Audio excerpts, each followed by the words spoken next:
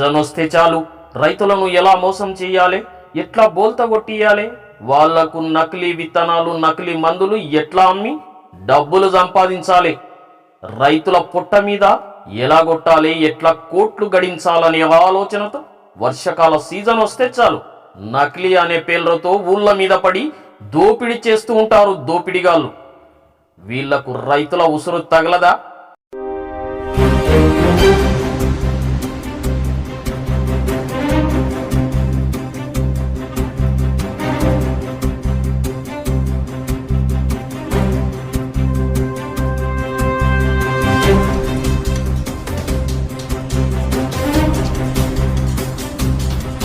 వికారాబాద్ జిల్లా బషీరాబాద్ మండల్ ఎక్మై ఊళ్ళో నకిలీ పత్తి విత్తనాలు అమ్ముతున్నారన్న సమాచారం తెలుసుకున్న బషీరాబాద్ ఎస్ఐ రమేష్ కుమార్, వ్యవసాయ శాఖ అధికారి సూర్యప్రకాష్ కలిసి ఎక్మై గ్రామానికి వెలుగా అక్కడ ఇద్దరు వ్యక్తులు వాళ్ళ చేతులలో 2 సంచులను పట్టుకొని అనుమానాస్పదంగా కనిపించగా వాళ్లను పట్టుకొని విచారించగా వాళ్ళ దగ్గర ఉన్న ప్లాస్టిక్ సంచులలో నకిలీ విత్తనాలు ఉన్నట్లు పోలీసులు తేల్చారు.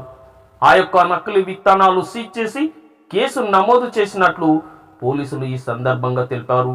ఎవరైనా గ్రామాలలోకి వచ్చి నకిలీ విత్తనాలు కుళ్ళ విత్తనాలు అమ్ముతున్నట్లు తెలిస్తే పోలీసులకు సమాచారం అందించాలని పోలీసు అధికారులు తెలిపారు.